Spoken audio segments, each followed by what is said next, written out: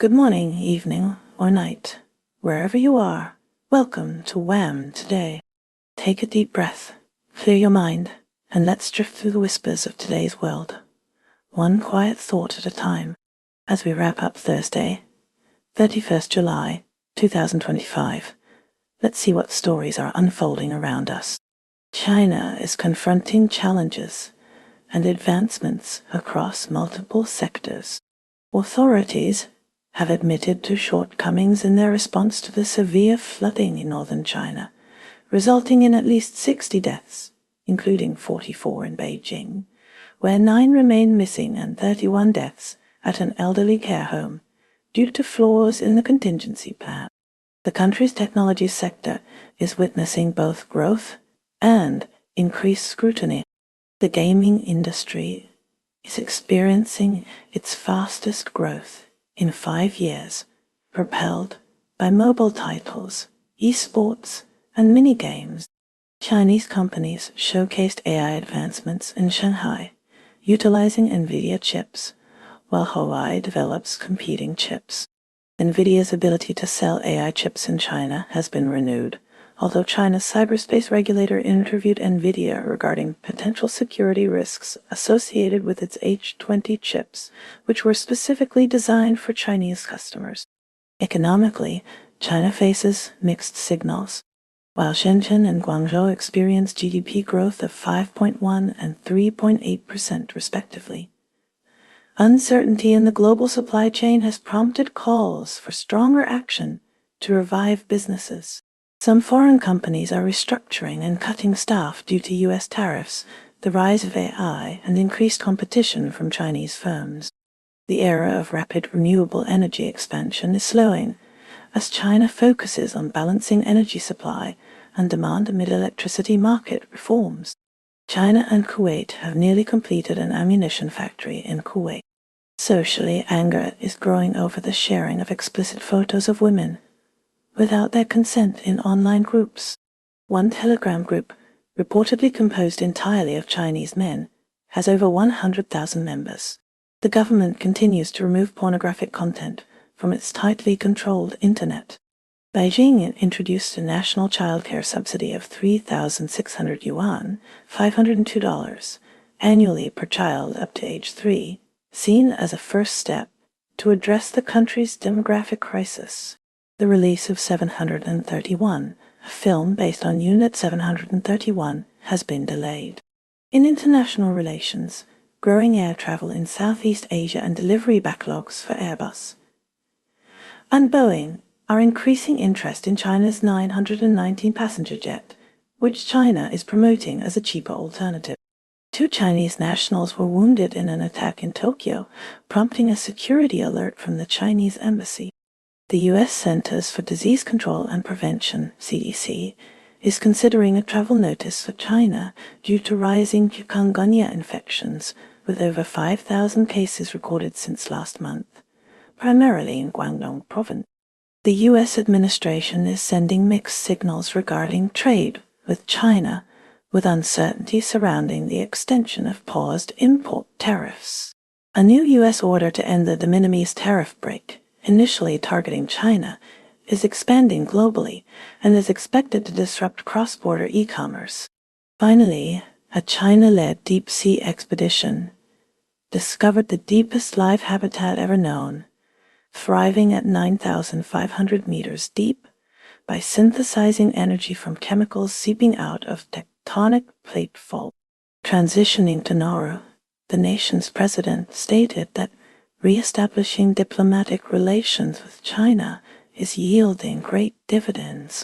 Shifting focus, Kash Patel indicated that a new office would counter China's influence in the Pacific, a claim that Winston Peters disputed, stating China was never brought up in talks.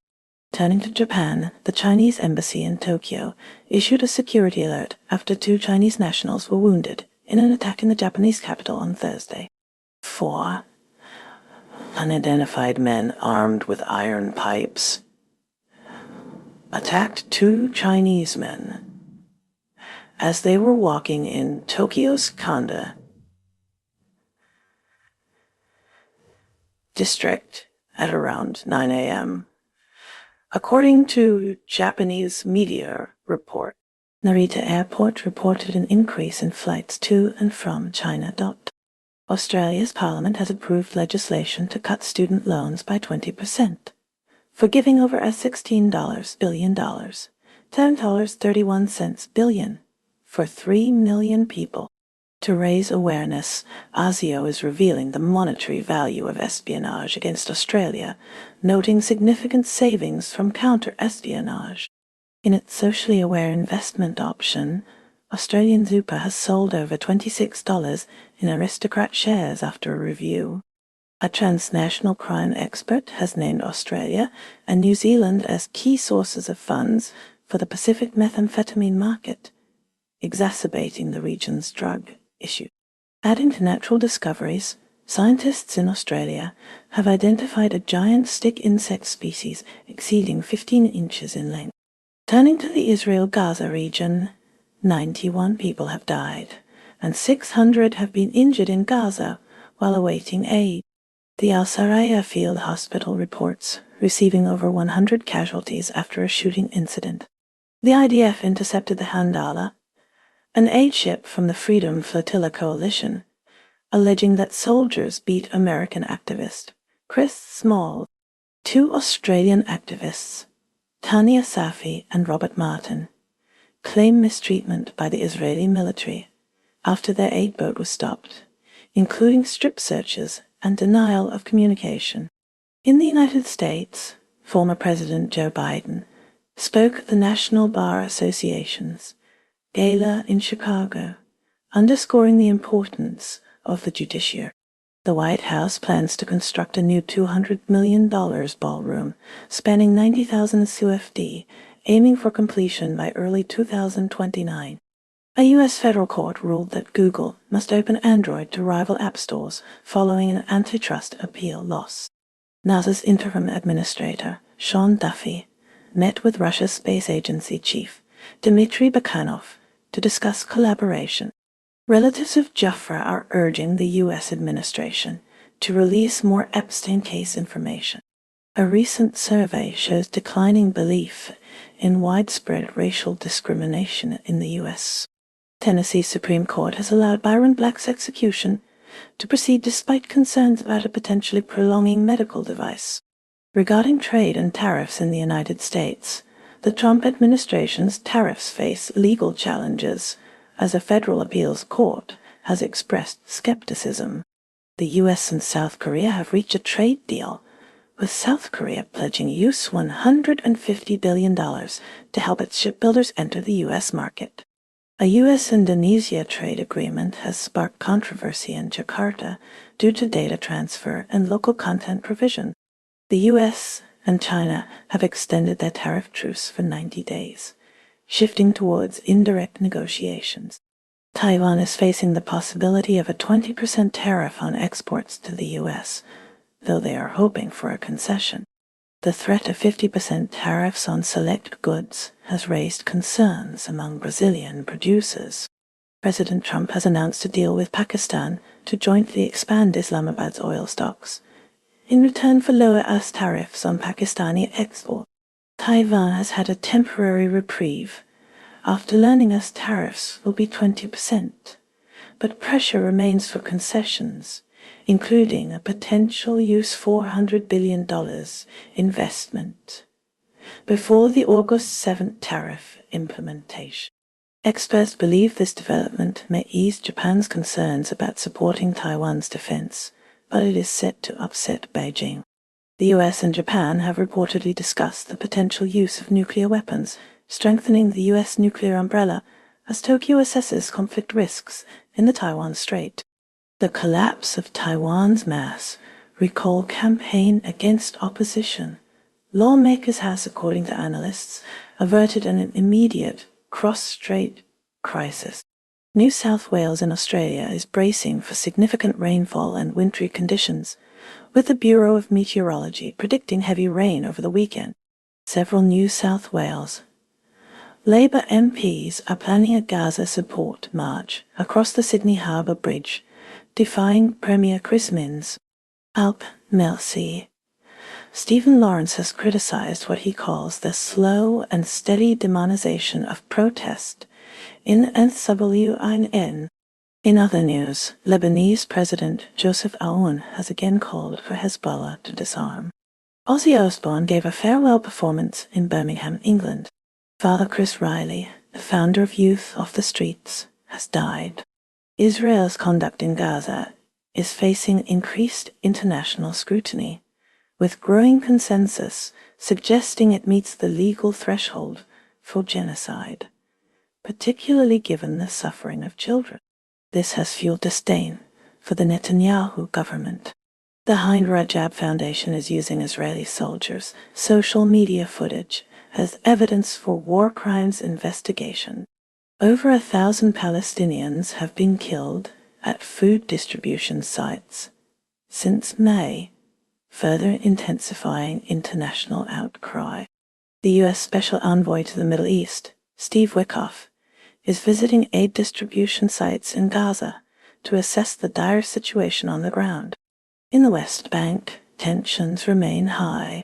Israeli police released Yinon Levi, a settler accused of killing Palestinian activist Orda Hathaleen, and refused to release Hathaleen's body. Mohammed Saher Ibrahim, a 16-year-old American-Palestinian citizen, has been detained in an Israeli prison for 5 months after being arrested in Silwad and accused of rock throwing. His family is seeking his release. Keir Starmer intends to recognize a Palestinian state unless Israel commits to a ceasefire and a two-state solution. Starmer spoke with freed British-Israeli hostage Emily Damari, who accused him of moral failure over the move to recognize Palestine at the UN. France, the UK, and Canada may also recognize a Palestinian state. 2 resolutions that would have blocked arms sales to Israel in response to civilian casualties in Gaza were blocked in the U.S. Senate, although they garnered significant support, indicating a potential shift in sentiment. Israel has stated that terrorist organizations are motivated to exact revenge due to its recent military campaigns. Turning to the United States, the Trump administration in late June concluded that Harvard violated federal civil rights law by failing to address harassment of Jewish and Israeli students. The U.S. also announced sanctions on officials of the Palestinian Authority and the Palestine Liberation Organization, Steve Witkoff, the United States Special Envoy to the Middle East, is making his first trip to Israel since May to assess aid distribution in Gaza. Finally, Israel is evacuating most of its diplomatic mission staff in the United Arab Emirates, Israeli media reported after Israel's National Security Council sharpened its travel warning. Ukraine's President Volodymyr Zelensky signed an anti-corruption law reinstating the autonomy of key anti-corruption bodies following widespread demonstrations. The Ukrainian parliament's vote reverses a prior contentious law, and Zelensky affirmed the government's responsiveness to public sentiment. Meanwhile, Russian forces asserted control over Chasiv Yar, a vital Ukrainian stronghold. Russian forces initially crossed a strategic waterway in the town in 2024, and Ukrainian forces ceded a major industrial facility and a vital defensive position there earlier this year. A Russian attack on Kyiv struck an apartment building, causing at least 16 fatalities in the capital city.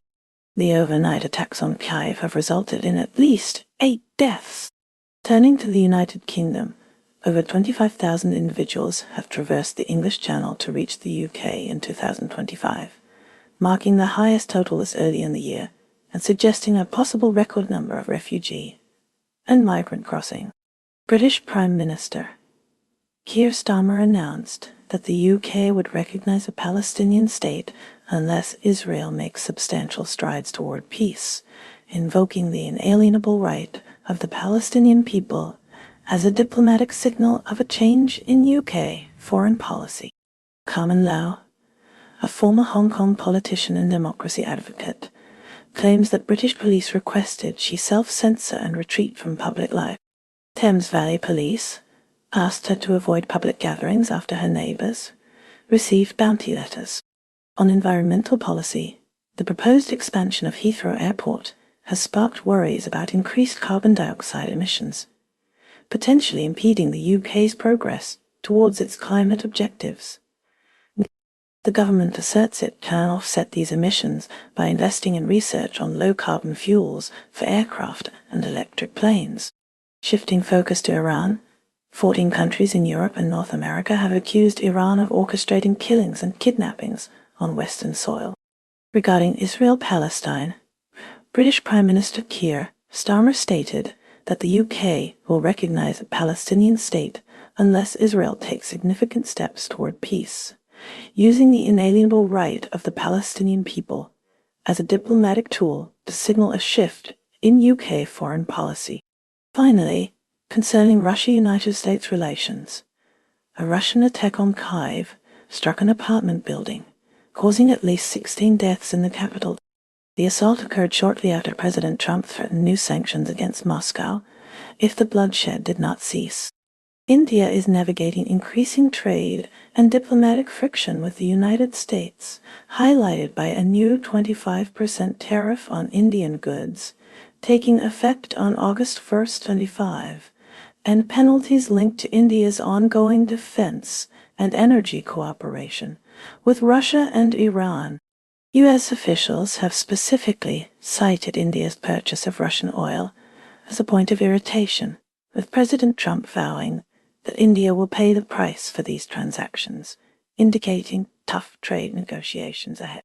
In a move demonstrating its strategic interests in the South China Sea, India has deployed 3 naval warships to the Philippines, resulting in a joint patrol amidst ongoing tensions with China. Meanwhile, India and Brazil convened the 8th Joint Defense Committee meeting in Brasilia on July 30th, aiming to bolster defense ties and military cooperation between the two nations.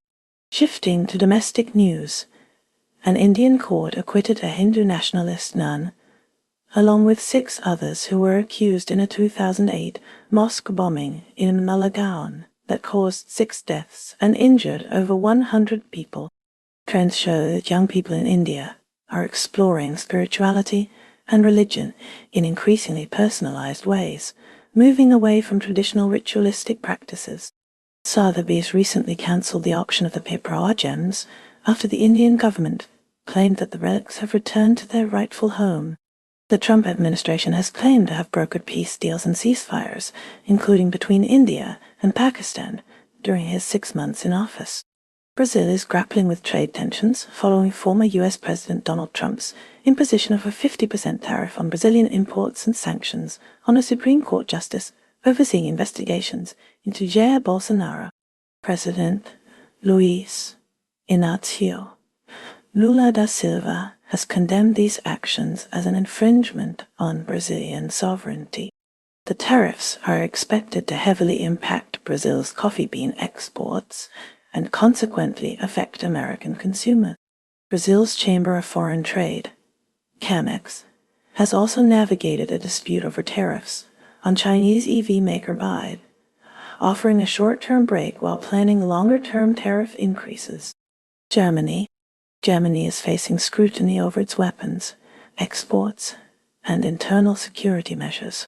Leaked documents reveal that Germany approved the export of over €5 billion worth of weapons and military equipment in 2024's first quarter, with Ukraine being the main recipient, accounting for €4.30 billion.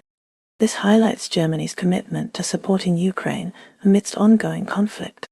In domestic news, a German court has convicted a man of attempted murder for deliberately driving his car into a group of people celebrating Nauru's, the Persian New Year, in Bottrop back in 2019. The court determined that the attack was motivated by his hatred of foreigners. Furthermore, Germany is preparing to tighten its security measures for the upcoming European Championship soccer tournament, including temporarily reintroducing border control. Canada. Turning to Canada, Prime Minister Justin Trudeau is facing increased pressure to address allegations of foreign interference in Canadian elections. Opposition parties are demanding a public inquiry following leaked intelligence reports, suggesting China attempted to influence the outcomes of the 2019 and 2019 and 2021 federal election. These allegations include claims of financial support for certain candidates and disinformation campaigns targeting others. The Canadian government is also grappling with rising inflation, with recent data indicating a slight increase in the Consumer Price Index, impacting household budgets across the country.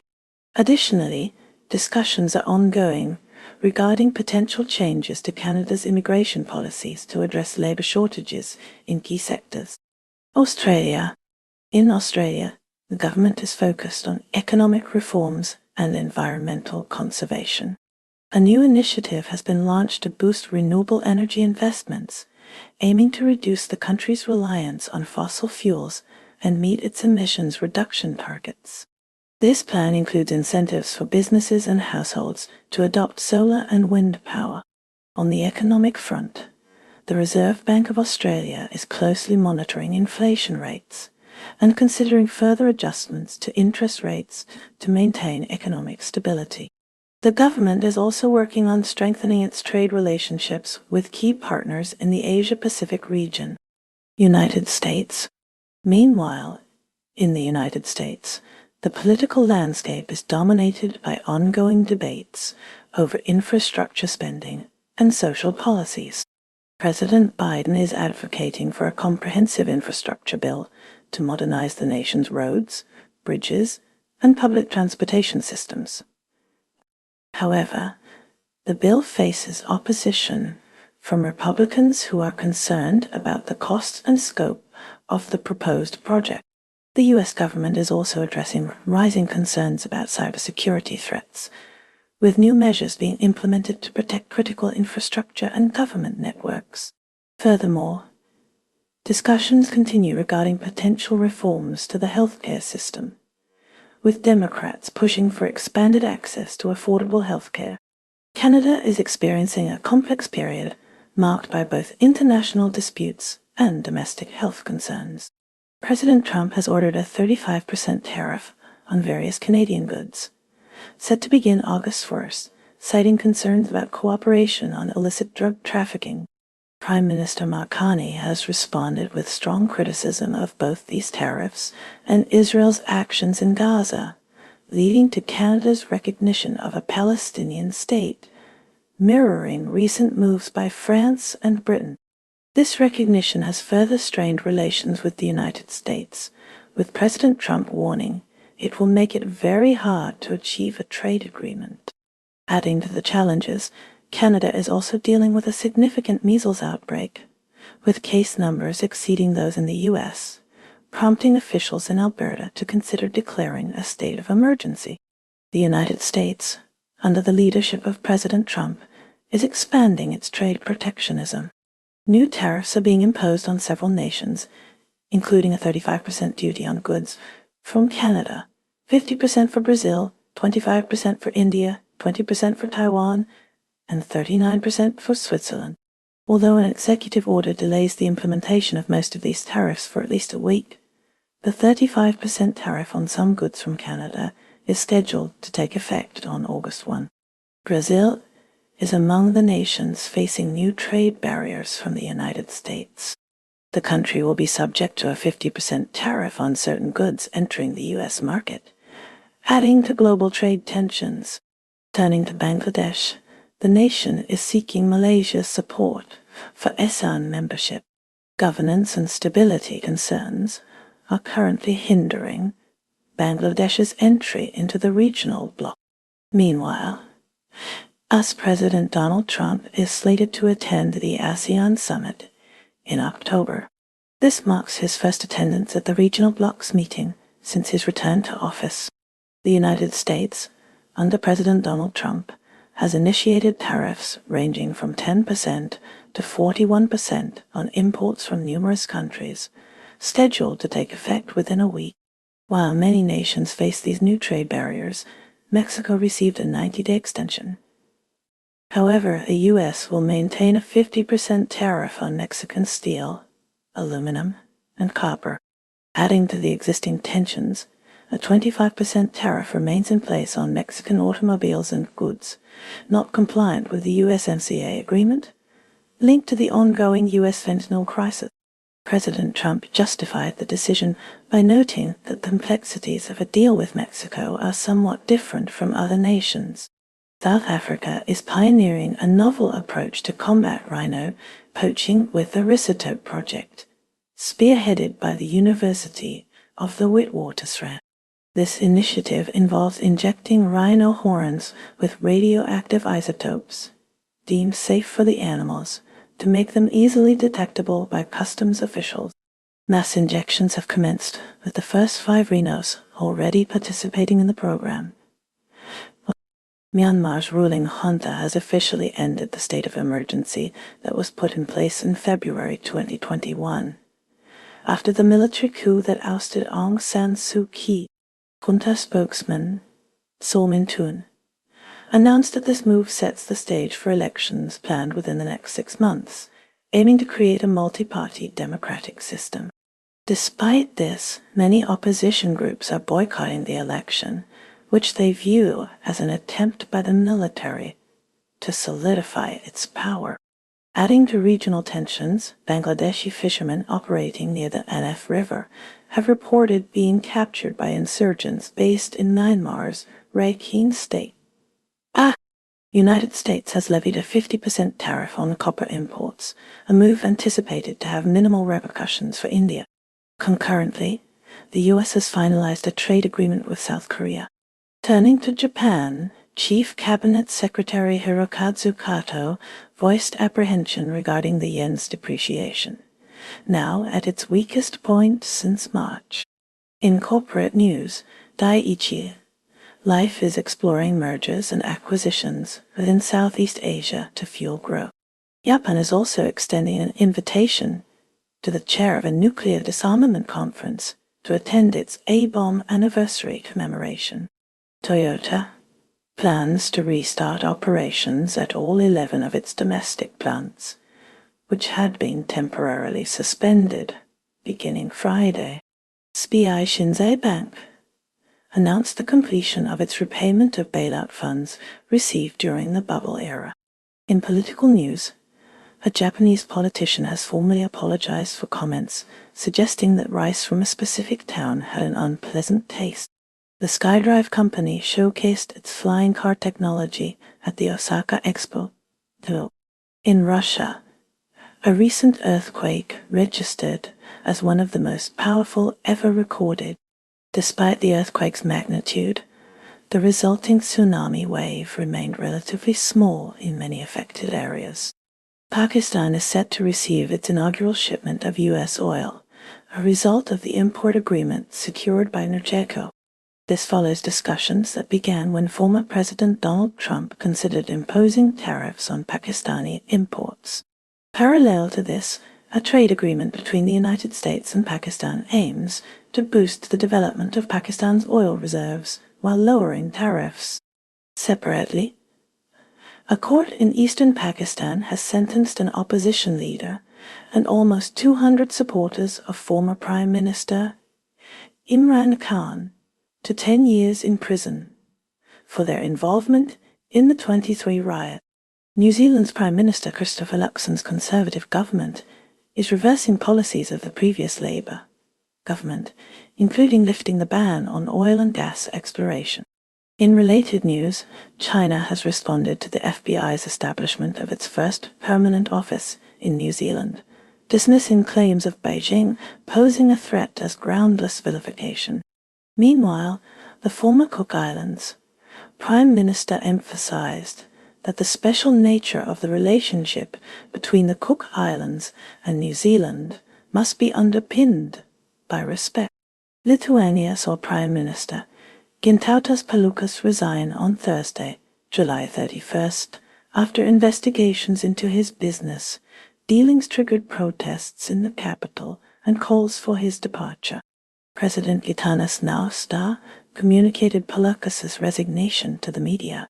Ethiopia is facing renewed scrutiny as a joint report reveals extensive sexual violence in the Tigray region.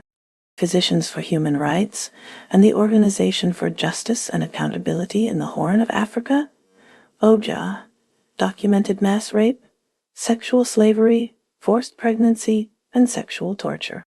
Ethiopian and Eritrean soldiers allegedly perpetrated these acts. The report analyzed over 500 patient records and surveyed 600 health workers, concluding the attacks are systematic crimes against humanity. Panama's Comptroller General has launched 2 legal challenges in the Supreme Court targeting the owners of 2 ports. These ports are centrally located amid geopolitical rivalry between the United States and China. The lawsuits come after a failed attempt to sell the ports to a consortium. BlackRock and MSK led the consortium. The failed sale is considered a victory for Donald Trump. In Ireland, martial arts fighter Conor McGregor, age 36, lost his appeal in court. The appeal concerned a civil ruling awarding damages to Nikita Hand, who accused McGregor of rape. The court dismissed all of McGregor's grounds for appeal. Okay, I understand. I will focus on crafting immersive, detailed news summaries with a smooth, rhythmic flow. I will always begin each key event with the country name naturally, within the first sentence. I will prioritize concise yet expressive narration and include all critical details while avoiding unnecessary phrases and formatting. I will exclude isolated incidents lacking significant geopolitical, economic, or policy impact. In the United States, a federal judge ruled against the Trump administration. This ruling extends temporary, protected status for approximately 60,000 people. These individuals are from Central America and Asia.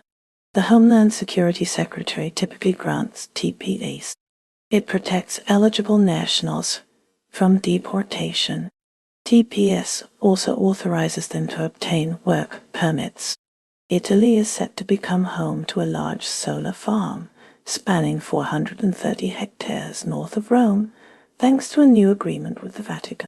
The solar farm aims to produce enough electricity to power all of Vatican City.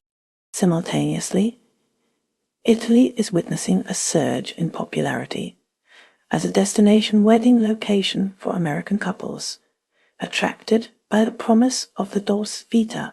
Thailand and Cambodia organized border visits for foreign diplomats to assess the damage from recent clashes. In a related matter, a U.S. official noted that both Thailand and Cambodia have secured trade agreements with the Trump administration. Meanwhile, Thailand has adjusted its electric vehicle subsidy program to encourage increased exports from car manufacturers. In Angola, dozens tragically lost their lives during demonstrations, sparked by escalating gas prices.